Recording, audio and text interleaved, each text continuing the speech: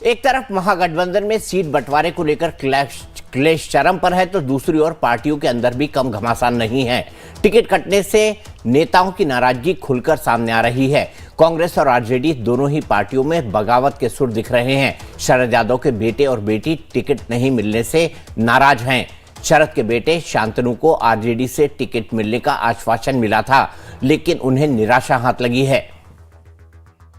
नाराज शांतनु यादव ने एक्स पर लिखा है, मेरे खिलाफ राजनीतिक षड्यंत्र हुआ है, यह समाजवाद की हार है। दरअसल शांतनु को टिकट मिलने की पूरी उम्मीद थी, लेकिन ऐसा नहीं हुआ, लिहाजा उनका दर्द छलक गया है। शरद यादव की बेटी सुभाषिनी, जो कांग्रेस की राष्ट्रीय सचिव हैं, उन्होंने तेजस्वी पर जमकर हमला बोला है। सुभाषिनी यादव ने एक्स पर लिखा है कि जो अपने खून के नहीं हुए वो दूसरों के क्या होंगे, जो अपने परिवार के वफादार नहीं वो दूसरों के कैसे होंगे। यह विश्वासघात की पराकाष्ठा का उदाहरण है। जो षड्यंत्र रचा है वही षड्यंत्र इनके खिलाफ जनता रचेगी, ये सुभाषिनी का कहना है। शांतनु यादव ने अपने पिता के निधन के बाद से लगातार मधेपुरा सीट से चुनाव लड़ने की तैयारी कर रखी थी। शरद यादव का निधन 12 जनवरी 2023 को हुआ था। तब से शांतनु पिता की सियासत को आगे बढ़ाने में जुटे थे और टिकट की उम्मीद लगाए थे, जो 2024 के लोकसभा चुनाव मैदान में भी उतरना चाहते थे, लेकिन उस वक्त भी आरजेडी ने उन्हें झटका दिया था। तब पार्टी की ओर से उन्हें विधानसभा चुनाव में टिकट का भरोसा दिया गया था, लेकिन तेजस्वी ने उन्हें फिर गच्चा दे दिया।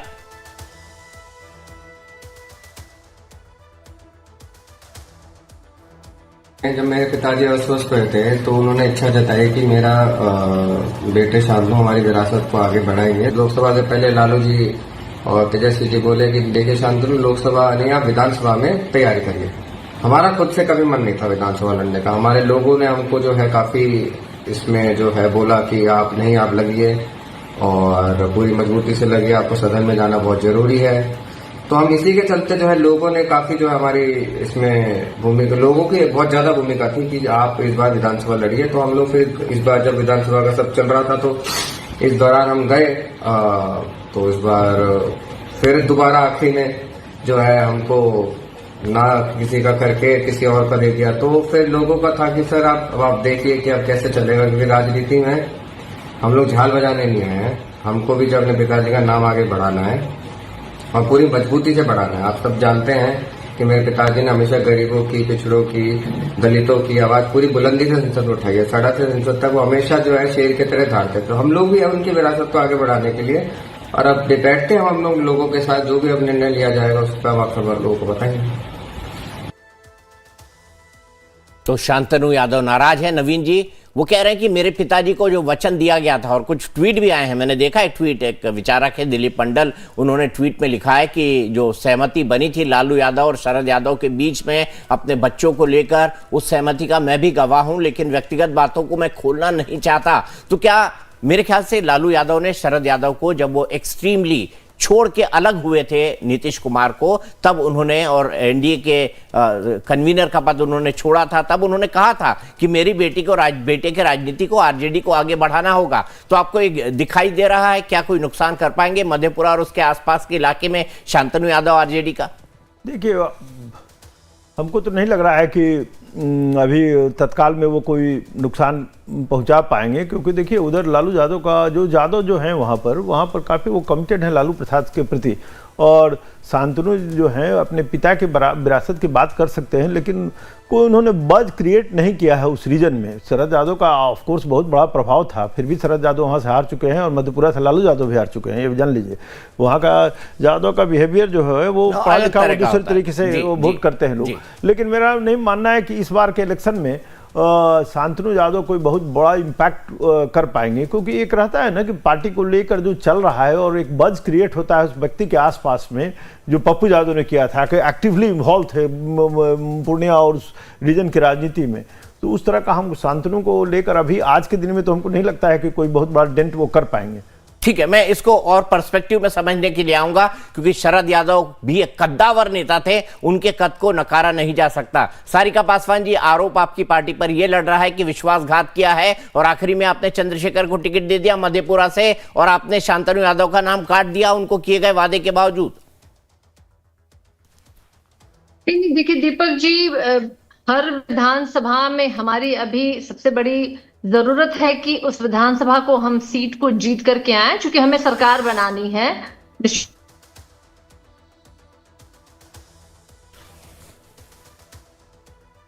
सारिका की आवाज, सारिका आपकी आवाज नहीं आ रही है।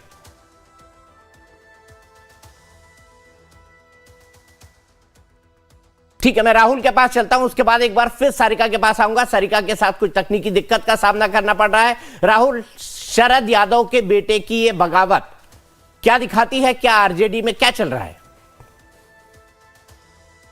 दीपक भाई, ये निश्चित तौर पे ये जाहिर है और ये दिख भी रहा है कि इनके वादे निभाने में ये कितने असफल हो रहे हैं। ये वादे तो बड़े बड़े करते हैं, लेकिन जो अपने परिवार में ही, खास करके अगर इनकी बात की जाए, इनके बेटे की बात की जाए, इनकी बेटी की बात की जाए, यानी तेजस्वी यादव के आसपास के जितने लोग हैं, जो लोग इनको टक्कर दे सकते थे तेजस्वी यादव जी को भविष्य में, उन सब लोगों को एक एक कर साइड कर दिया गया। इसके पीछे का एक ही कारण है कि किसी तरह से तेजस्वी यादव के नेतृत्व को निखारना था। और दुर्भाग्य की बात यह है कि जो अपने बेटे को नकार चुके हैं पब्लिक फ्रंट पे भी अगर हम बात करें तो अपने बेटे को भी वो नकार चुके हैं, तो ये दूसरे से वादा कैसे निभा सकते हैं? क्योंकि जब जो सगा का नहीं हुआ तो दूसरे का क्या होगा? एक हमारे बिहार में कहावत भी है। लेकिन यहाँ पे अगर बात करें, इनके सामने अगर महागठबंधन की ये इनके आपसी सामंजस्य की बातें हुई हो सकती है, लेकिन इनके पास सामने अगर देखें महागठबंधन में, तो इनके पास ना नाम तय है अभी तक, ना सीटें तय है, ना नंबर तय है, और ना ही कोई नेता तय है। तो ऐसे स्थिति में ये अगर चुनाव में जा भी रहे हैं तो आने वाले समय में ये क्या रणनीति लेकर आएंगे? जबकि अगर दिल्ली की भी बात कर लिया जाए, राहुल गांधी जी को ये 15 दिन से यहां से बिहार से लापता है, अता पता लापता है, लेकिन ये विदेशों में जाते हैं और विदेशों से भी आने के बाद ये तमिलनाडु जाते हैं, अन्य किसी राज्य में जा रहे हैं, बिहार के हरियाणा जा रहे हैं, लेकिन ये बिहार का दौरा नहीं कर पा रहे, जबकि बिहार बहुत महत्वपूर्ण जगह हो सकती है राजनीति की।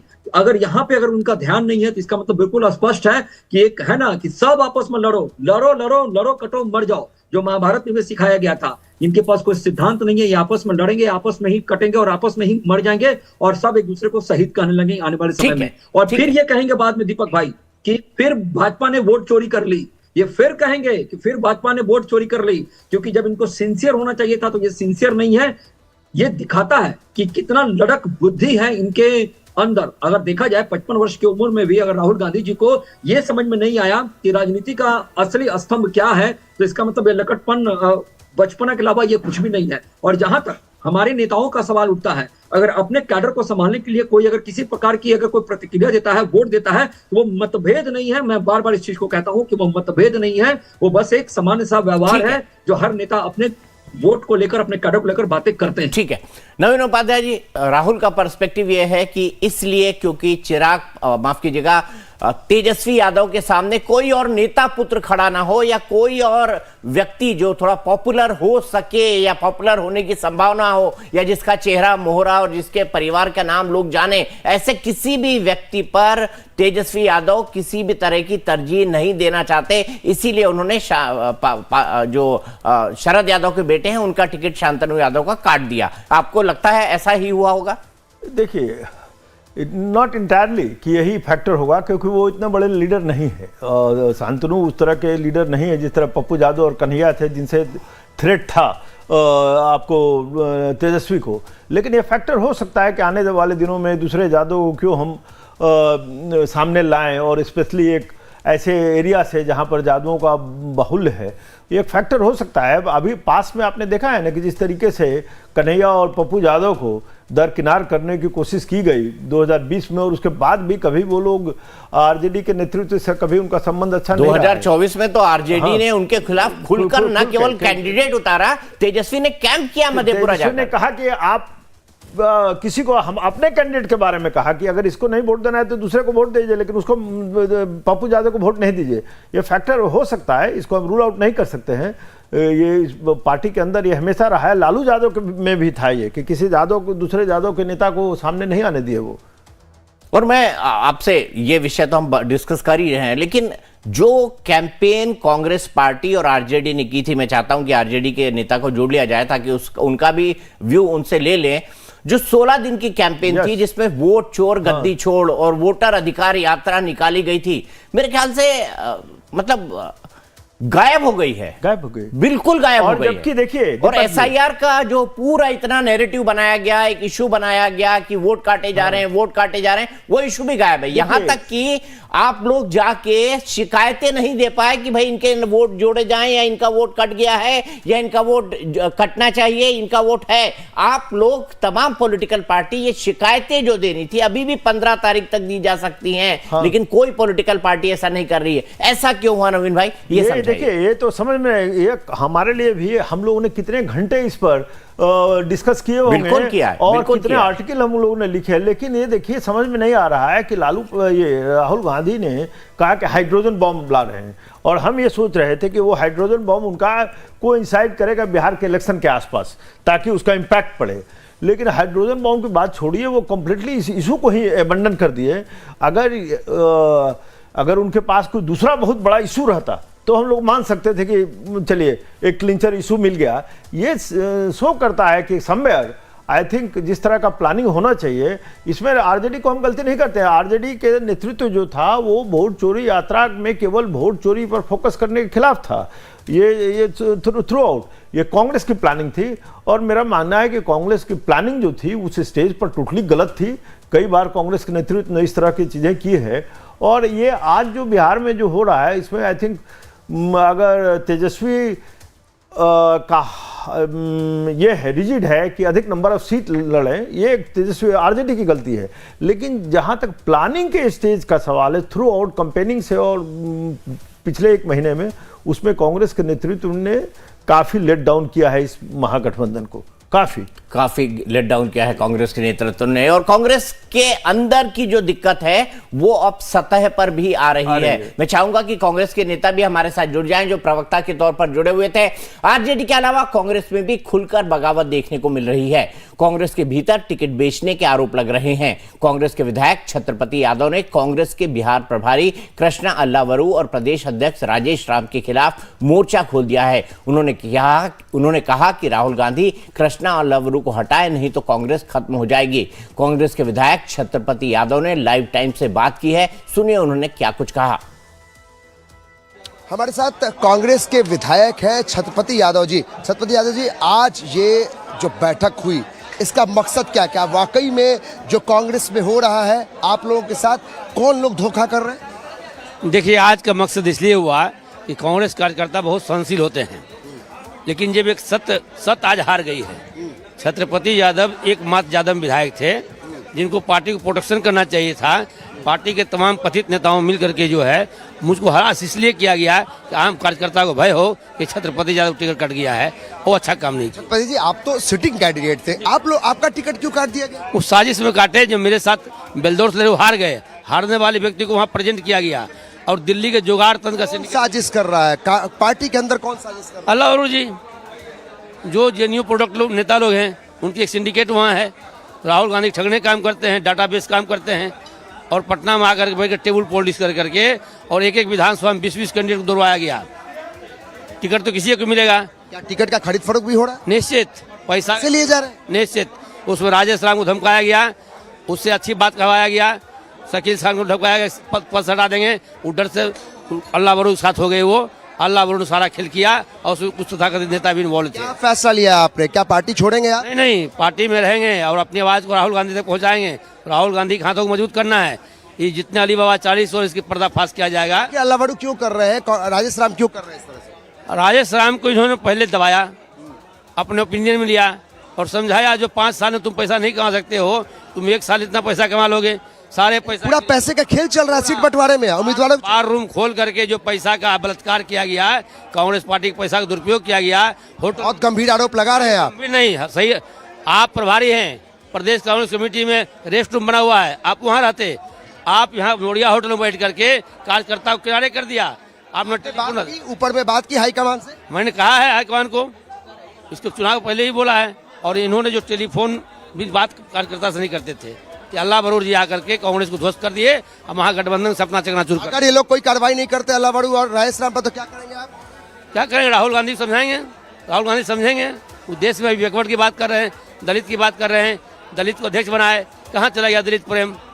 महागठबंधन की सरकार बनना था, आज तक ये नहीं बोला गया अल्लाह बरू जी द्वारा कि तेजस्वी यादव तेजस्वी यादव से ही मिले हुए लोग। तेजस्वी यादव के बारे में आज अल्लाह बरू बोले हैं कि मुख्यमंत्री बने नहीं बोले हैं। उन्होंने गठबंधन को ध्वस्त कर रहे हैं। चेहरा फेस क्या है, गठबंधन के साथ हम हैं, कांग्रेस वाले फेस वही तो हैं। सारे नोटंकी किया गया और तेजस्वी भी उसको धोखा मार। बड़ू को हटाना चाहिए, अल्लाह बरू हटाना ही नहीं चाहिए, पार्टी से निकाल देनी चाहिए उसको। पार्टी से निकाल देना चाहिए। अल्लाह बड़ू पर गंभीर आरोप लगाए जा रहे हैं और ये छत्रपति यादव है जो सिटिंग कैंडिडेट है कांग्रेस के। इन्होंने गंभीर आरोप लगाए हैं। इन्होंने कहा कि पैसे का खरीद फरोख्त हुआ है और बड़ी संख्या में जो है टिकटों को बेचा गया है। छत्रपति यादव ने यहाँ तक कह दिया कि अगर अल्लाह बरू को पार्टी से नहीं हटाया गया तो पार्टी को बर्बाद करने में लगे हुए हैं। न सिर्फ कृष्णा अल्लाह बरू बल्कि राजेश राम पर भी गंभीर आरोप लगाए गए हैं। छत्रपति यादव सिटिंग कैंडिडेट है और उन्होंने कहा कि जिस तरीके से यहाँ पे पैसे का खेल टिकट के बंटवारे पर उम्मीदवारों के चयन में किया गया है, साफ तौर पे ये पैसे का खेल है। और कांग्रेस के भीतर जिस तरीके से एक बड़ी बगावत दिखाई पड़ रही है।